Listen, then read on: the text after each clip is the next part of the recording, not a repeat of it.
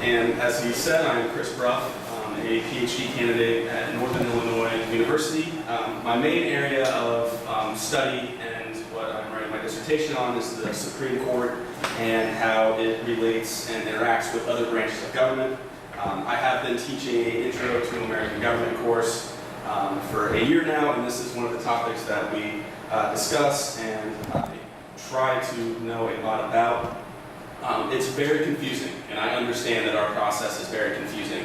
So along the way, if there are any questions or you get confused, please do not hesitate to raise your hand and ask me to clarify, because even my students don't understand it, and they use this process, and they should know it, but it's even hard for them to understand. So please, if there are any questions, don't hesitate to raise your hand. 他的名字是 Chris Bruff， 现在目前为止是北医应用大学政治系的博士候选人。那他主要的研究领域是在于美国最高法院里面的政治角力，以及美国最高法院跟其他各部门中间的政治角力。那他现在也正在美国教就是美国初阶政治学。那他说，今天我们的题目呢，其实是一个非常复杂的一个非常复杂的一个过程。他说很多他的学生明明是美国公民，然后也是需要投票，但是他们并不了解美国总统大选的一些过程，所以非常非常的复杂。如果大家有任何的问题，随时可以打断，随时可以问他问题。那我不是专业的翻译，所以我可能就是中文会讲不太好。如果大家有任何的问题，都可以随时举手发问。谢谢。All right, so through this talk today, we will go through the process of the U.S. presidential elections. So there's actually two stages. So there's two basically sets of elections that we go through. So the first is the nomination campaigns. So this is where we have a two-party system with Democrats and Republicans. So in this nomination campaigns, we have members from both parties who are trying to get the party's nomination to run for president. 今天我们主要会讲到几个重点。第一个重点就是提名的一个角力的过程。那美国有两大主要的政党，那在这个提名过程里面，会有非常非常多的候选人，他们会尝试想要得到各政党的提名。So the first stage that we will talk about is the invisible primary. So this is before we actually have an election take place for the two parties. This is where the period that we're actually in right now. It's where candidates are starting to step forward and announce that they want to run for president. 第一个就是提名过程，我们有一个称之为看不见的初选。那看不见的初选这个过程，其实是在两个政党的正式初选之前的。那目前这个时段在美国，就是我们可以称它为看不见的初选时期。那在这个看不见的初选时期，就是会有很多的候选人慢慢出来说，我想要参选，然后他们尝试用一些方法来得到政党提名。Okay, and then moving into February before the actual election. So this is when we actually have our first contest. So there's 50 states in the United States, and each state holds a primary election where citizens can go and vote for a candidate of a particular party. So these initial contests are the first two of the primary elections. They don't hold them all on the same day. Each state will have their election on different days. Some have them on the same day. And this is done so the candidates can go and visit all the states if they choose. So they're not trying to visit every state with having an election on the same day. So this allows the candidates to really get close up with the citizens so you can learn a little bit more about them. And so these initial contests, as we will talk about, these first two are a good way to gain momentum and a springboard into the rest of the primary elections that take place. 接下来就进入了一个初选的过程，大概在真正选举前的2月，它会有一个过程叫做 initial contest。那在美国的50个州里面，每个州它的初选时间都是不一样的。那这个初选时间的不同呢，就可以让每一个候选人能能够去拜访每一个州，他不会因为初选在同一天，他们就不可以去，就是没有办法拜访每个州。他就因为初选时间的不同，候选人可以到每个州，然后真正的推销自己给每个州的州民，然后让他们增加他们的支持率。And then we get to a period that we describe as misclearing, or a fog lifting. It's after we've had some of the primary elections have taken place, we start to get a better sense of who is actually going to win the nomination for each party. Because there's been a number of elections, we start to see who is clearly winning most of them, and we get a better idea of who actually is going to get the nomination from the Democrats and from the Republicans. 再来第三个过程，第三个提名过程，其实他们称作为拨云见雾的过程。在每一个州他们的初选逐渐结束以后，大家就会越来越了解说，大概哪一个候选人会被民主党或是共和党提名。And then finally, during these nomination campaigns, we get to the national convention. And this is where each party will hold basically a celebration where they, for one, nominate the candidate that's going to run for president, and also go through some party business and some party building at the same time. 接下来最后一个提名过程就是全国性的党团大会。那在这个党团大会的时候，他们就会把民主党跟共和党他们各想要正式提名成总统候选人的名单，向公众提出，并且呢，他们会在这个大会来决定就是党内的一些事务。And then we finally get to the actual national election. This is where we're finally the candidates are actually campaigning to become the president, the two candidates, and then we have the national election, which is held on the first Tuesday in November, as long as it's not the first day of the month. If it's the first day of the month, then it'll be the second Tuesday in November. So this is where we have finally our national election, which is decided not through popular vote, like you would think in a democracy, but through what we call the electoral college, which I will go over later on. But it's basically creating 50 different elections all on the same day, where if you win the state, you get all of the votes for that state. 好，然后接下来呢，这些提名过程之后结束以后，我们就进入了真正的一个选举的，真正的一个全国选举。那这个时候就是两党的候选人在竞争，说谁会当总统。那选举的时间是第一个11月的第二个星期二，除非那个星期二是11月1号，那就会变成是下一个星期二。那在这一个全国大选里面呢，它其实不是全民普选，你可以把它视为是因为50个州嘛，所以是50个州的小选举。那每个州有不同的美国选举人的人数，比如说有些州是4个人，有些州是8个人。那如果他们赢了这一州的选举，他们就可以赢那一州所有的选举人的选票。那他会谈。就是有关于 electoral college， 我们称为美国选举人的这个制度，在接下来的几个报告。Okay, so this is basically a chart to help better explain what takes place. So we first have the invisible primary, which, as I said, is the period we're in now, where there's actually no elections taking place. It's just candidates. Kind of feeling things out, whether or not they want to run or not, and announcing that they run.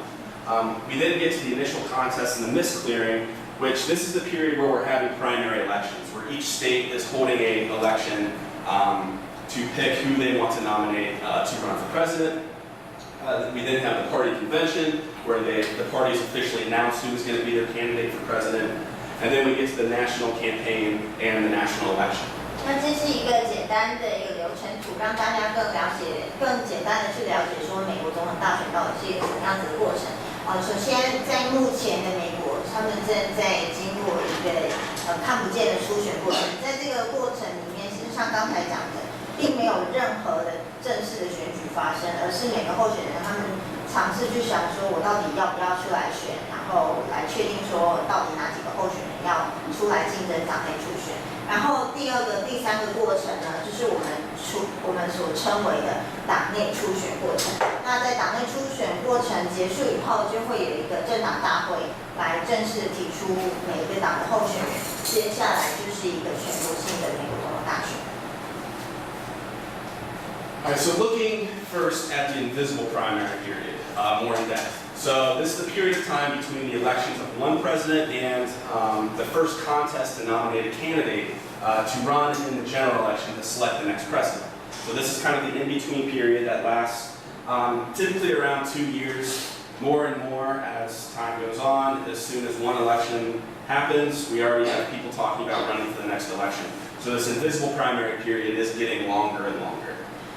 这个看不见的初选过程，其实你可以把它看为是当一个总统被选举出来以后，到下一个总统候选人被提出来，之前的这一段时间都可以称为是看不见的初选过程。那通常会是在于通常这个什么时候会开始呢？是在下一次正式的总统大选的前2年就会开始了。但是他说这几年呢，候选人提出说他们要出来选的时间越来越早了，所以会有很长的时间都是处于说是看不见的初选过程。And there are some indicators during this period that allow us to get a sense of who we think might actually get the nomination from each party. So if we look at money raised, those who are raising the most money through donations typically are the candidates that are going to be winning the most states and winning the most states to get the nomination from their party. 那他这里提出了几个指标是，这几个指标可以帮助我们来了解说，到底是哪一个候选人真的会被党来提名。第一个指标就是他们的募款募了多少。通常募款募最多人，他们是可以得到最多州的支持的。And then standing in the polls. So every candidate is actually doing having polls conducted, and so are the news agencies, to see where their candidate lies or where the candidates lie in the public eye. So if we look at the standing in these early polls, we also get a good sense of who might get the nomination for the party. 在这个过程的同时呢，各党还有各个候选人，他们也会就是展开各式各样的民调，去了解每个候选人的支持度。那这个民调也是一个非常好的指标，来让我们了解说哪一个候选人有可能被政党所提名。And then getting endorsements from key party members. So you want to get, if you're planning on running for president, you want to get your fellow politicians who aren't running to support you. So if you're able to get key endorsements from your fellow politicians, this goes a long way to get your name out in the public and to gain more support. 第三个指标呢，就是说他们也会找政党的一些其他的人来帮他们背书。那当然，越多人帮你背书，你就越有可能让民众去了解说你是谁，然后也比较有可能接受党内的提名。So looking at examples from past invisible primary periods. So this is looking just at the Democrats from 2008 during their invisible primary. And we see that Hillary Clinton was clearly leading in the public polls leading up to the initial contest, which are right here in 2008. Now, around this point in time, a lot of things can go wrong when we're in this invisible primary period. So you can actually make some mistakes that will result in you not getting the nomination once we do start getting to these actual primaries. 这个是一个案例了。我们来看2008年民主党的初选，那这个还不到正式的初选，而是我们刚才所讲的看不见的初选过程。大家可以看到，其实本来最有支持率的是希拉尔克林顿，然后奥巴马反而没有那么高。可是他说，在这个看不见的初选过程，其实很多事情会改变你的命运，然后很多事情都会让你变得支持率大幅的下降，让你没有办法赢得党内的初选。So, looking at these figures, we see that Hillary Clinton starts to drop off in November of 2007, and this came because she had a very poor relationship with the press and the media. A lot of stories were coming out about how she was treating people quite badly on her staff. And as these stories kept coming out, the farther she was dropping in the polls. Whereas Barack Obama gained a very key endorsement through Oprah Winfrey, the talk show host. You know who she is. She has nothing to do with politics, but when she endorsed Barack Obama, that actually shot him up. And eventually he was able to win the nomination. And then we have John Edwards, who actually, during this period, it was found out that in the past years he had been cheating on his wife. 好，那比如说为什么会有这些起伏呢？首先，希拉里·克林顿他本来刚开始有很大的支持度，但是他跟媒体的关系不是很好，所以媒体就开始爆出他的丑闻，说他其实对待他的幕僚非常的差。那媒体越报越多，他的支持度就越下降。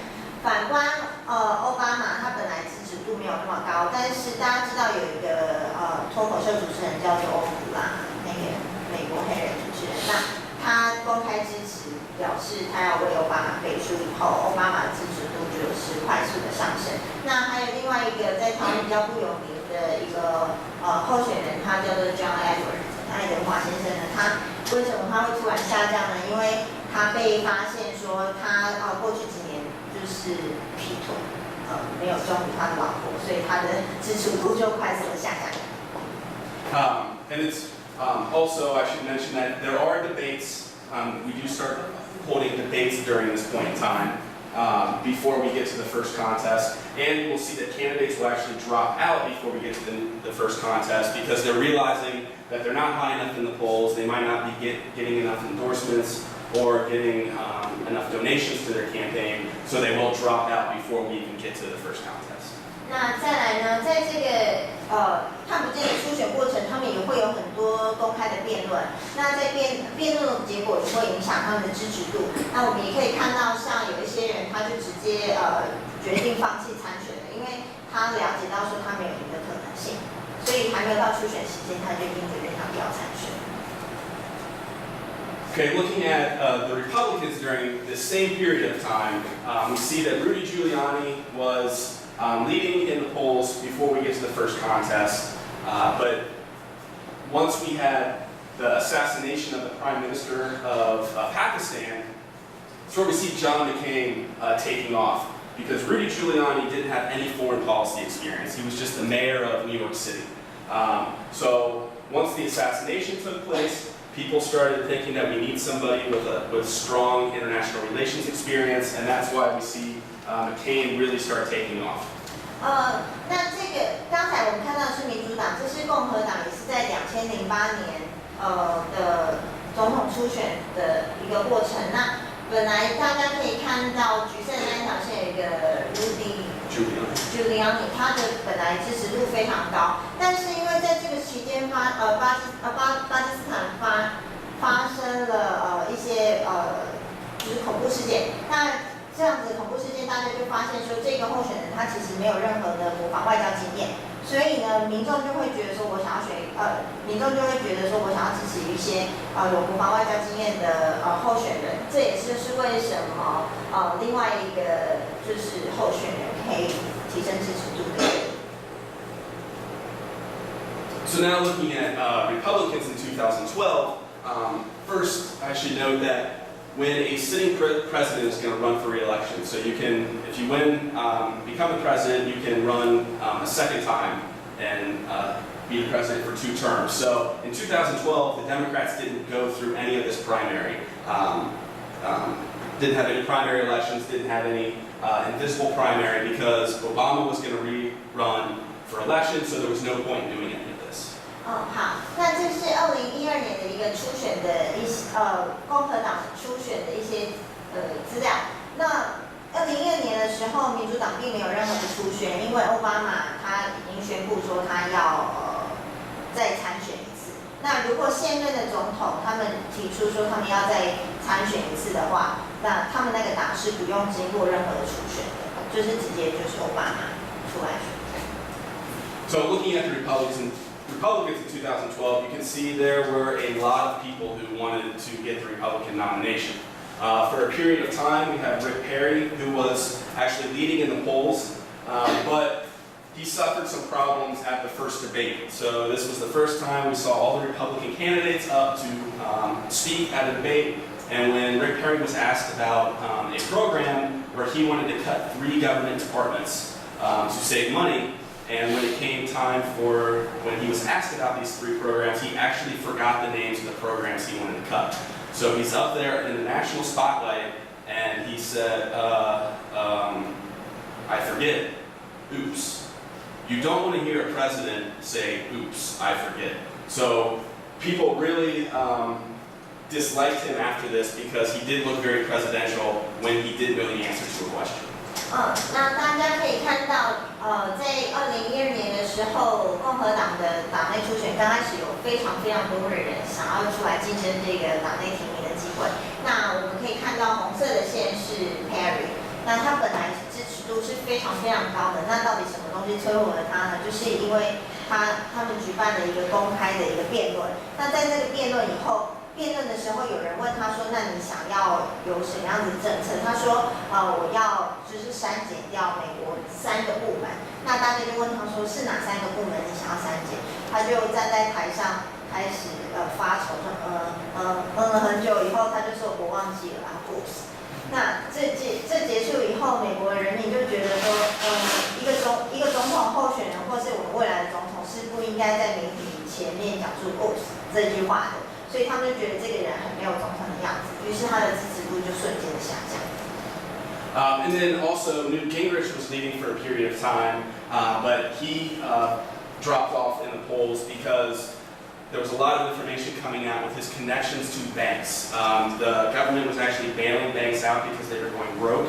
The public was very angry about this, and Newt Gingrich was tied to a banking firm called Freddie Mac that was responsible for a lot of this. So the public really got angry with Newt Gingrich during this period of time. So that's why we see his drop in the polls. 另外一个本来很有机会的候选人是 Gingrich， 那他为什么又丧失了支持度呢？因为民众发现他跟很多的银行家有非常好的关系。那在那个时候，刚好有很多美国银行，他们就是快要破产了。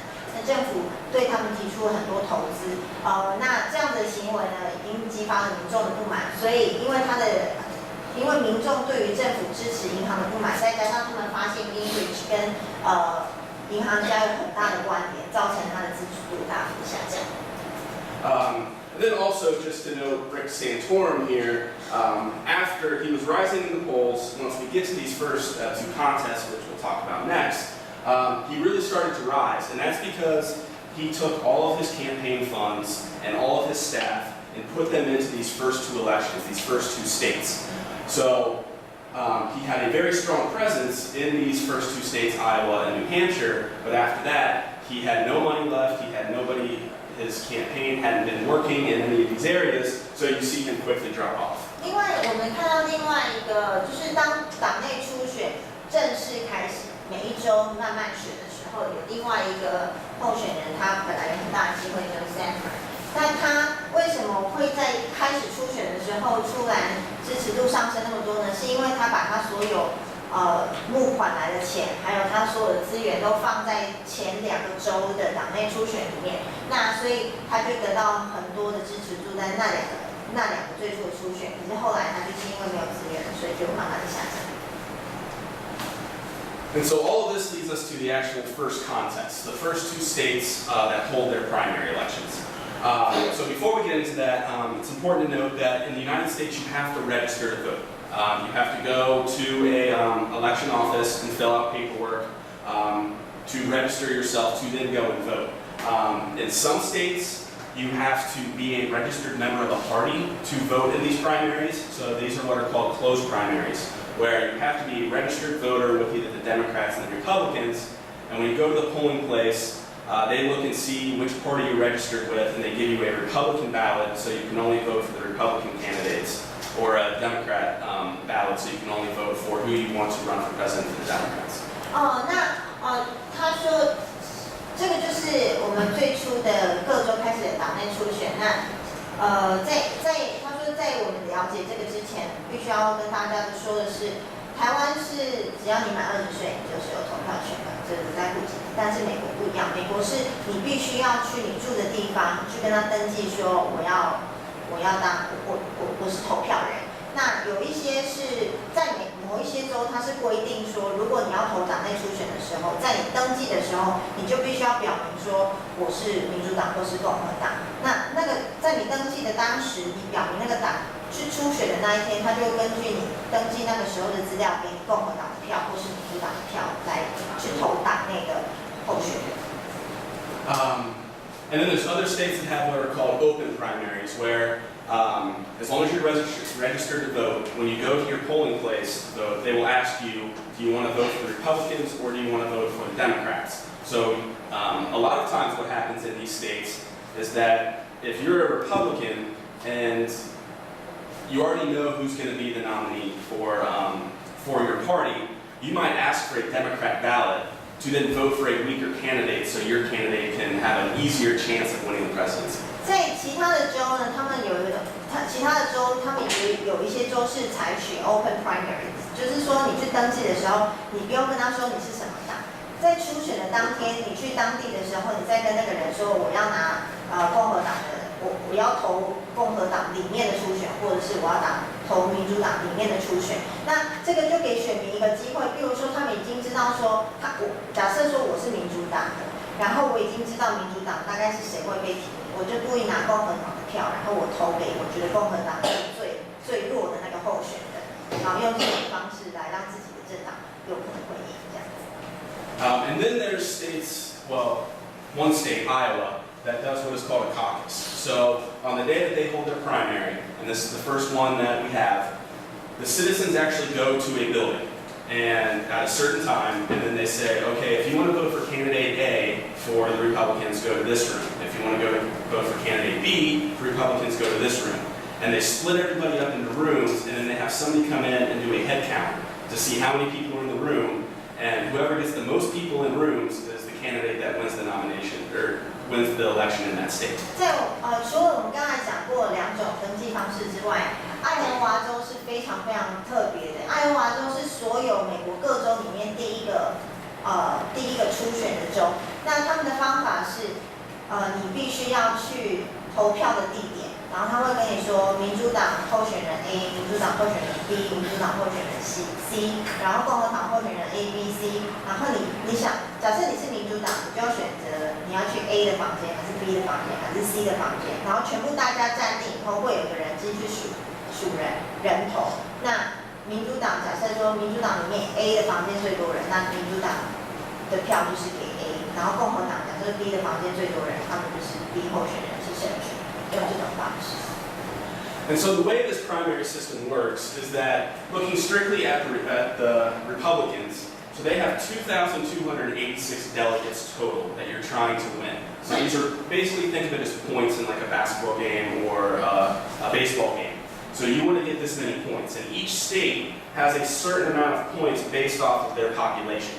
So they take the 2,286 and then give out that number of delegates to states based on population. So the higher populated states have more of a cut of this 2,286. 那并不是说每一个投票者都是算一票。我们以共和党来 ，GOP 就是共和党。以共和党来说的话，他们其实全部的票数只有2286票。那这2286票会按照各州的人数去区分。所以，比如说，这 40 is Iowa, right? That's the combined total of Iowa. 所以爱荷华州跟 New Hampshire 这2个州加起来，其实就算他们赢了那2个州，也只有40票。所以这就是一个代表性问题，可能台北人比较多，我们就会有5票；台中人少一点就会有4票，那其他的城市只有3票，就是这样子的原因。所以就是有点像，他说有点像篮球的一个分数这样子，有一些是3分球，有些是2分球，罚球是1分。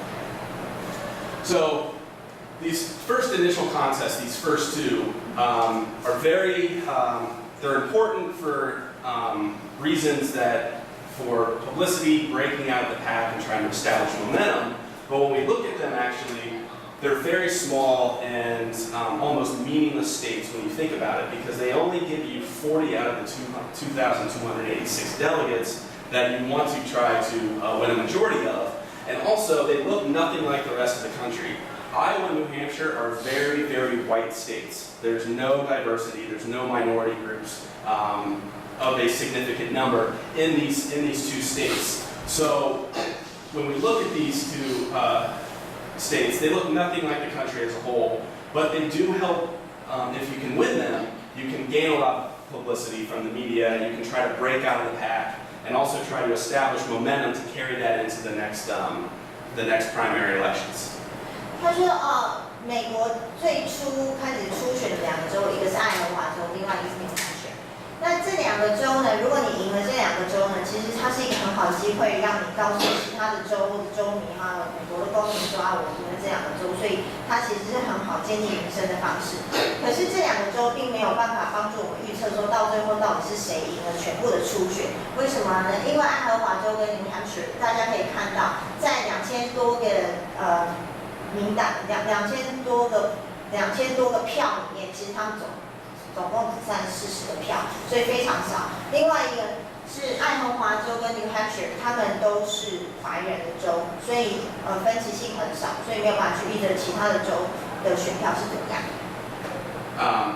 And so it's not all about finishing first in these first states. If we look at 2012 in Iowa, we look at the breakdown of delegates that were received. Ron Paul actually got the most. He won in a landslide in this primary. And Rick Santorum only got 1, and Romney, who eventually got the nomination from the Republicans, didn't get a single delegate from the state. The media actually ignored Ron Paul completely and talked about how surprising it was that Santorum actually got a percentage of the vote at all, and Rick Santorum was actually able to carry momentum, whereas Ron Paul wasn't able to. 那这个他提供了一个案例，就是说为什么这两个最初的初选没有办法告诉我们最后的结果。例如说像2012年的共和党的在爱荷华州的投票，Ron Paul 他得了21个代表票，那Santorum 他只得了1个代表票，然后到最后共和党最后是提名 Romney 嘛，但他其实在这个选票里面他得了0票。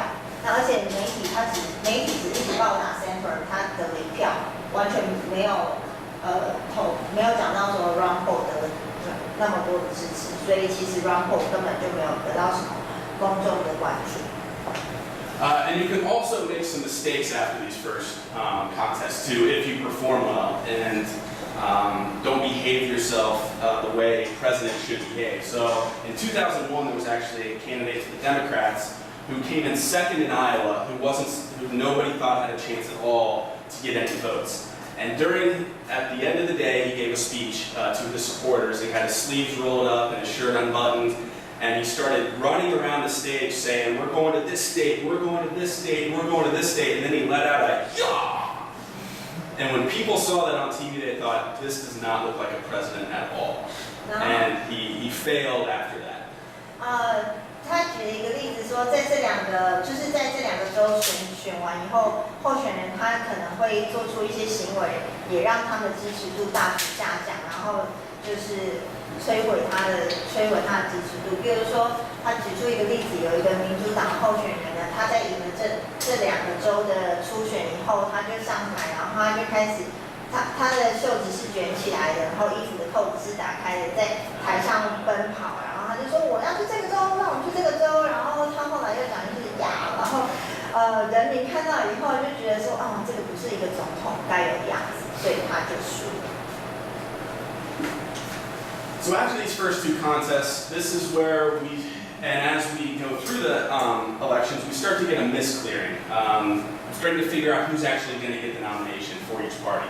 So this begins after the first 2 contests and continues through the primary schedule. It is characterized by a reduction of uncertainty as weaker candidates drop out. So as candidates aren't performing very well, they're not getting any delegates or points, they start dropping out of the race. 那在每一周的初选慢慢开始以后呢，他们就开始了过一个过程。那在这个过程有一些候选人他就自己知道说他已经没有办法赢了，所以他就自己退选。那就会越来越清楚说到底是谁有机会赢得党内的提名。And then we have a day called Super Tuesday, and this is one day in early March when we have actually several states hold their primary elections on the same day. So candidates will spend a significant amount of time campaigning in these states, and it's a big day where if you take a lot of these states, you can actually lock up the nomination on this day. 那刚才我们说每个州的初选时间都不一样，但是呢，在3月初的时候，他们有一天叫做超级星期二，那里面会有很多州，他们都在同一天举行党内初选。那每一个党内的候选人呢，他们都会花很多时间在这一些州，就是在超级星期二这一天准备初选的这些州，因为呢，在超级星期二以后，他们有非常可能在超级星期二以后，剩下的那些州的初选都已经不再重要了。And because of this, it's led to some states wanting to move their primaries up in the schedule. Because if your primary is held after the Super Tuesday, the nomination might already be locked up for a candidate, so therefore your state doesn't matter anymore. So this is what we call front loading. We have states that are trying to move their primaries up in the schedule so they can be significant. And after this, I'll show a slide that explains it. 那这个超级星期二的重要性也导致了一个叫做 front loading 的一个现象，就是说大家想想，如果是在超级星期二之后才举办初选的那些州，他们就会觉得其实他们那些州已经不重要了，那些候选人就不会关注他们的州，所以他们就会想要把他们的初选时间提前到超级星期二之前，那候选人就会重视他们的州。So when we look at front loading, 2008 for Republicans and Democrats is this line here.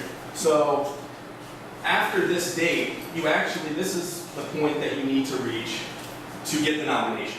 You need this, once you reach here, you've got enough points. So as you can see, if you lock up the nomination around this period, all of the states that have their primaries after this are meaningless. So they actually don't matter. And this angers states and citizens because it makes them feel like they don't have a say in who's going to run for president. 好，那大家可以看到说那个黑色的那一条线有没有？其实就是说，如果你达到了那条线，你就是代表说你已经获得党内提名的资格了。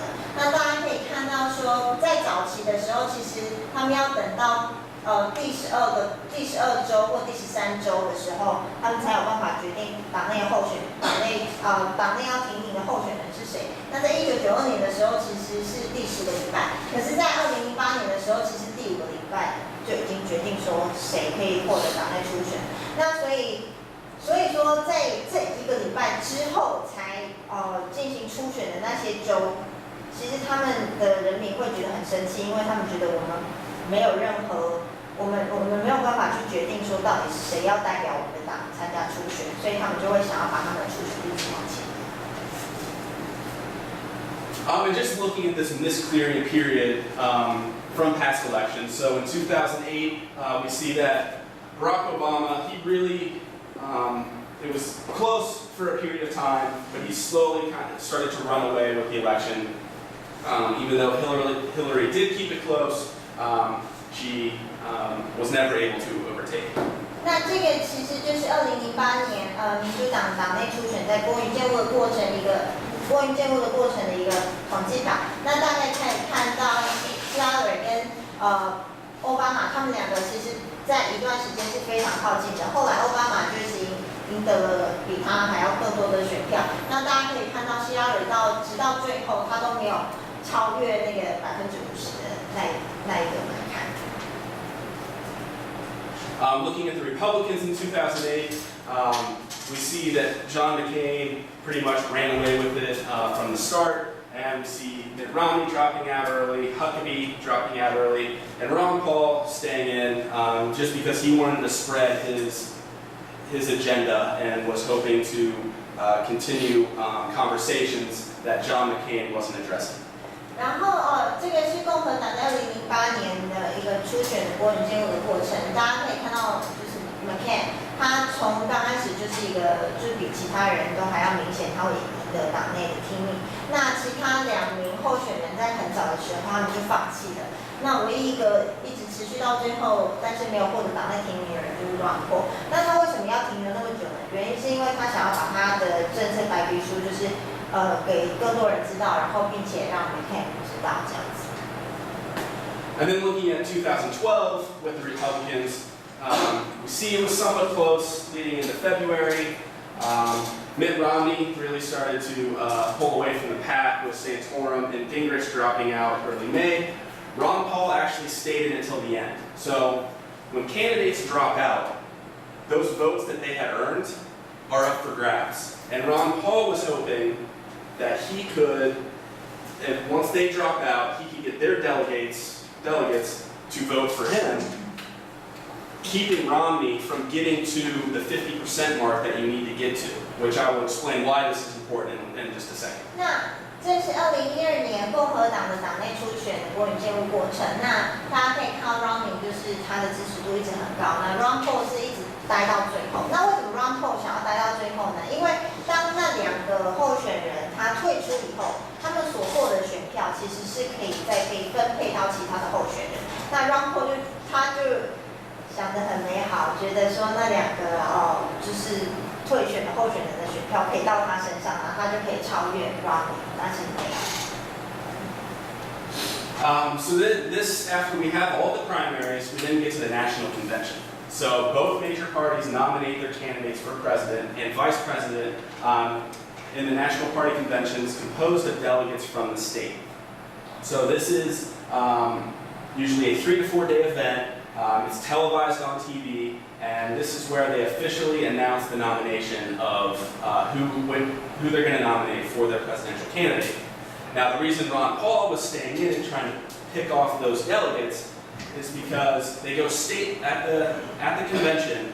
They will have the members from each state's delegation on the floor of this convention hall, and they'll go state by state alphabetically, asking them, who do you vote for? And after they announce it, if they have a winner, somebody who clearly has 51% majority, they get the nomination. If nobody reaches a 51% majority, they then do another round of voting, and the delegates can vote for whoever they want to vote for.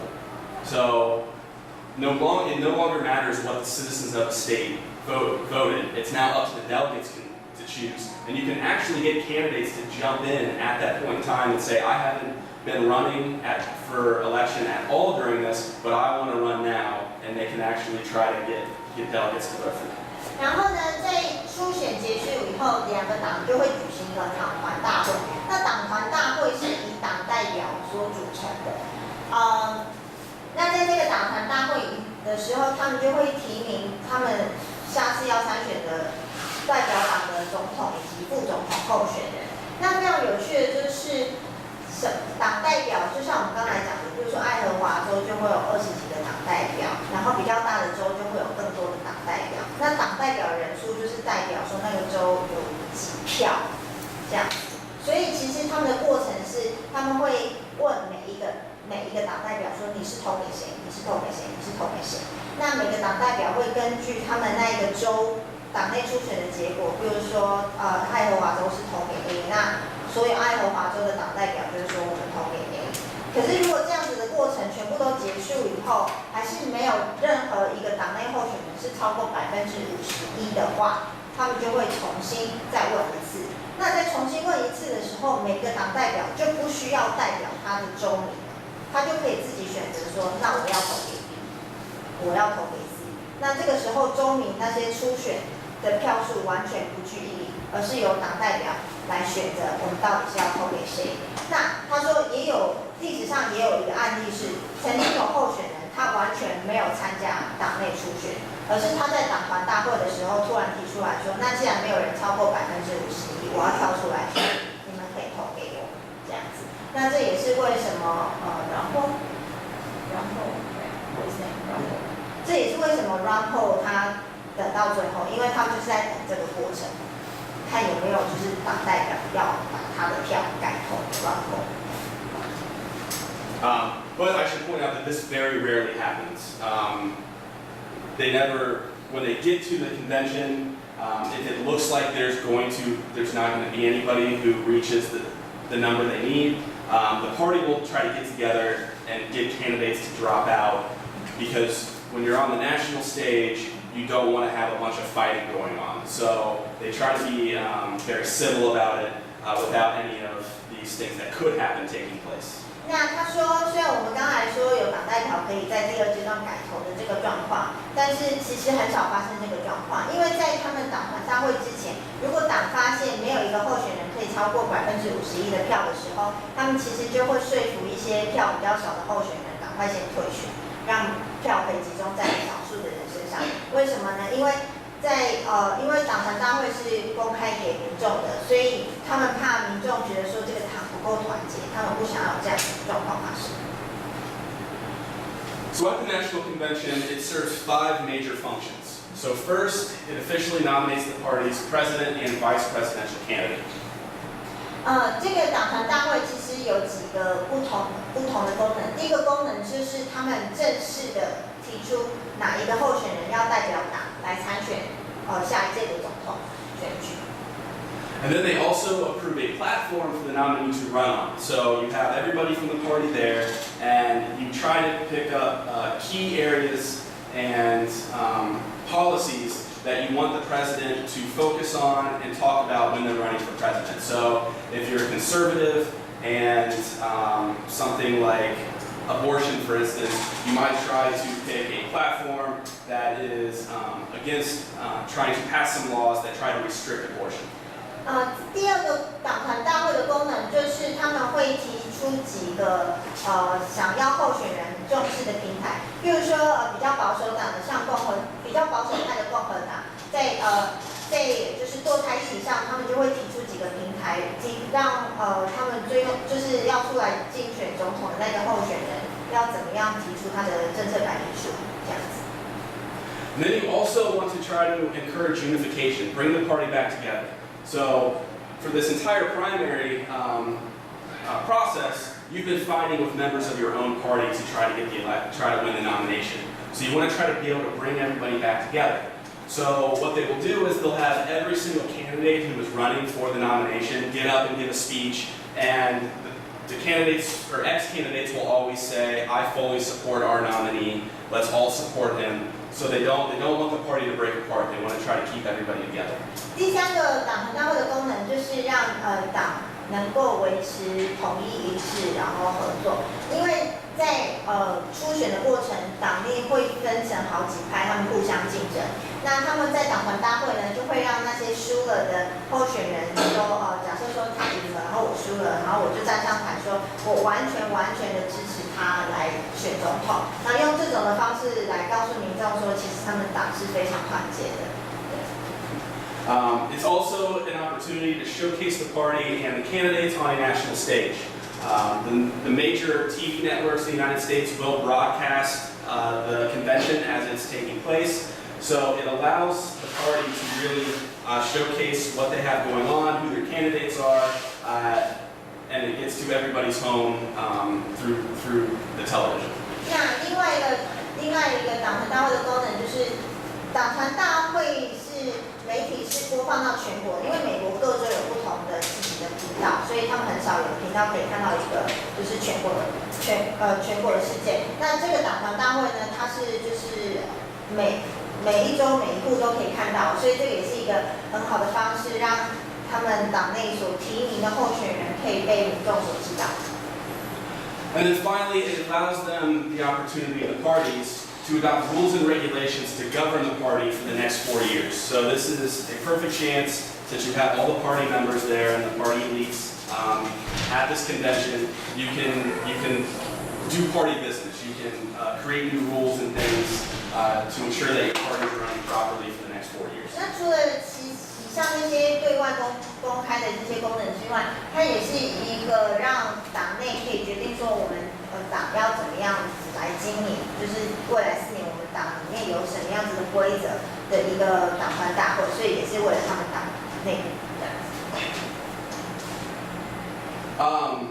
So predicting political scientists have been able to predict who is going to inevitably get the party nomination, and this comes just through looking at the money raised, public opinion polls, and who gets the most endorsements. Typically is a good indicator of being able to describe who's going to win the nomination for the parties.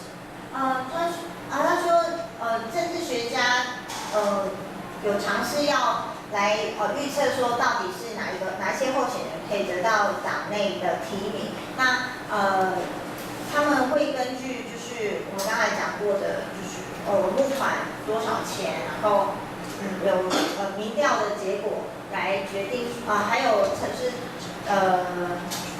党代表以及党的 leader 他的支持来发现说到底是来预测说到底谁会得到党的提名。And now we finally gotten to the actual national election, which is how we do this is through what we call the electoral college. So now we have both parties have their nominee, who's going to be running for president. So our Constitution calls for each state legislator to choose a number of electors equal to its number of senators and House members. So the total number of electoral votes is 538, 100 senators, 2 for each state, 435 members of the House of Representatives, and then 3 votes for the District of Columbia. We didn't want the capital of the nation to be a part of a state because we thought it would give that state too much power. So the District of Columbia, our capital, is actually separate, and they get 3 votes. 好，那我们刚才讲过说，在美国并不是人人有票等级，其实他们是透过一个机制叫做 electoral college， 然后我之前找的翻译，他是说美国选举人，但是他的人并不是指真正的人，而是说那个代表票是什么。那其实是每一州的州议会，他们会选出根据他们有的名额去选出几个人，然后这些人是代表这一州所有的人。那是怎么决定这个人数呢？是每一州参议员的人数跟众议员的人数加起来，就是他的那一州有几个代表人出现这样子。所以人数比较多的州就会有比较多的代表人。那因为美国有100个参议员，435个众议员，再加上3个人是从 DC 来的，因为 DC 不是一个州嘛，但是他们有3张选票，所以总共美国总统大选虽然每个人都可以投票，但是他们最后的票只有538票，因为每一州代表的票数不一样，并不是每个人的票都是这样子一样的。So this is what the Electoral College looks like in the United States. So think of it as on this Tuesday in November, 50 individual contests taking place, 50 individual elections. So each state has a number given to it roughly based on its population. So as you see, California, the most populated state in the country, has 55 electors or votes. So what candidates will do is they will focus on these states that have big electoral numbers, because you're trying to get to this magic number of 270. Once you reach 270, you win the nomination, or you win the presidency. So you're going to focus on big states, and you're also not going to focus, and you're going to stay away from states that you know you have no chance of winning. If you're a Republican and in California, for instance, Republicans never win in California, very rarely. It's a very liberal Democrat state. So for Republicans, you know you're going to lose these 55 votes, the most out of all of them. So you're going to focus on conservative Republican states that have a large number, like Texas and Florida. 好，那这个就是我们刚才所说的美国选举人。就是说，比如说，加州有很多人，所以他们就有55票，在最后的那500多票里面，他们有55票。那其实你可以把它想象成总统大选并不是全国性的总统大选，而是50个州有50个选举。那假设说你赢了加州，不管你只赢多少，你就是赢那50票；然后你赢了德州，不管你赢多少，你就是赢38票。所以候选人会怎么样呢？他们就会比较重视在那些比较多票的州。那同时呢，他们不会花总统候选人，他不会花时间在那些州，他知道他永远不可能赢。比如说我们以加州来看好了，他有55票，但是加州永远就是民主党的票，他们是非常自由主义的，所以共和党的候选人就从来不会花时间在加州上面，即使他有55票，因为他们知道他们不可能赢，所以共和党的人就会比如说花时间在德州38票以及佛罗里达州29票这样子。So it's not about winning the popular vote, getting the most citizens to vote for you. So this is from 2001. And if you look at the vote count, so this is the Electoral College count, and this is the actual number of citizens who voted for each candidate. As you'll see, Gore actually won more votes, but Bush won more important large states. So Bush is in red. Bush won all the states in red. Gore won all the states in blue. So this angered a lot of people. This has happened only twice in the country's history, where whoever wins the popular vote actually lost the Electoral College vote. So Bush actually became president, even though less citizens voted for him. 那因为他们的选举制度的机制呢，就算你得到最多的选票，你不一定是总统。比如说，当布希跟高尔他们两个在竞争总统的时候，大家可以看到高尔其实拿到了比布希更多的公民选票，但是因为每一个州所代表的票值是不一样的，所以布希赢的州，他们有比较多的 delegate。所以他们有比较多的代表票，所以到最后其实是布希赢了，即使高尔赢了更多公民的投票。那这在美国历史上发生了2次，那民众会很生气，因为其实高尔如果这样算起来的话，更多民众投给高尔，只是因为每一州所代表的票并不等值，造成的是布希赢了美国总统大选。So looking at the national elections, strategy and money are important components of successful presidential campaigns. So you don't want to spend your money in an area that you know you're not going to get votes from, because you're just going to be throwing your money away. So you want to be putting your money in areas where it's close, where you can try to swing voters to your side. 因为这样子的机制呢，所以他们的策略啊，跟他们的钱是非常重要的，来决定他们到底会不会赢这个总统大选。他们不会把钱跟资源花在那些州他们知道他们会赢，或者是他们那些州他们知道他们绝对不会赢，他们会放在一些摇摆州，我们称为 swing state， 就是说这些州它的选票是非常摇摆的，然后他花钱在那边，希望赢得那些州的支持。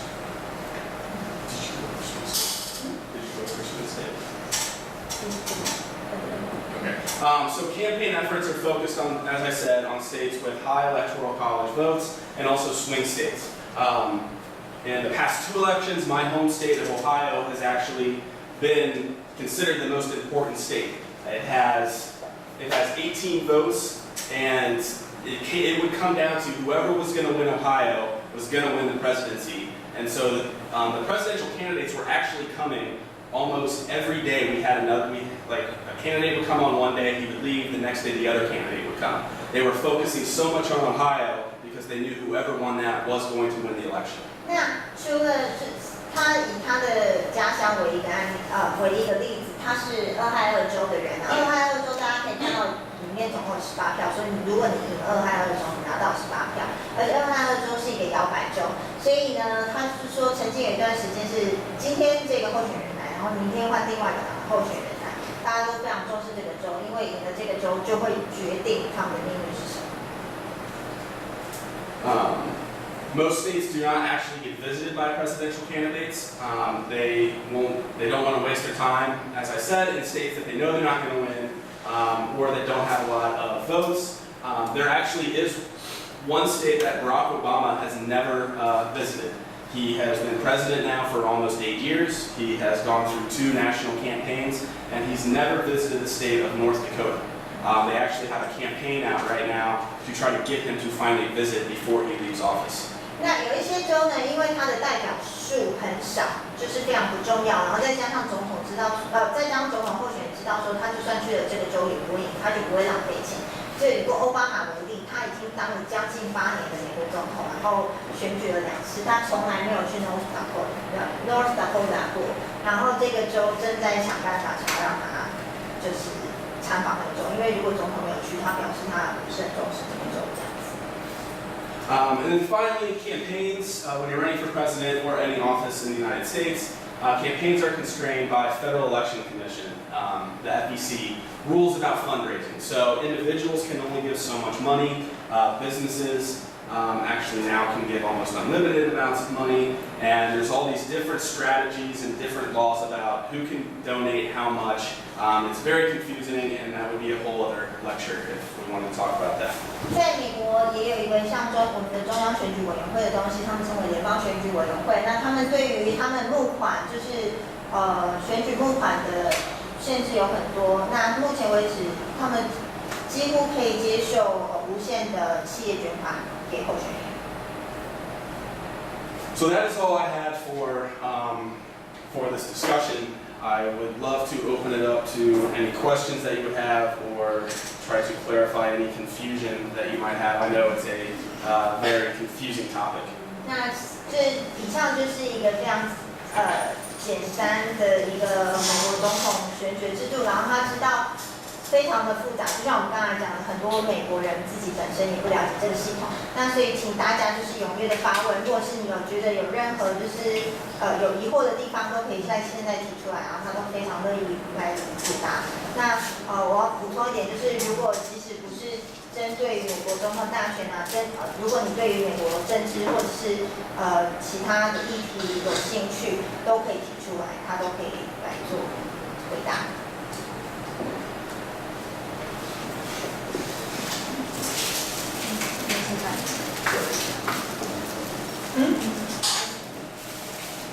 你不要害羞。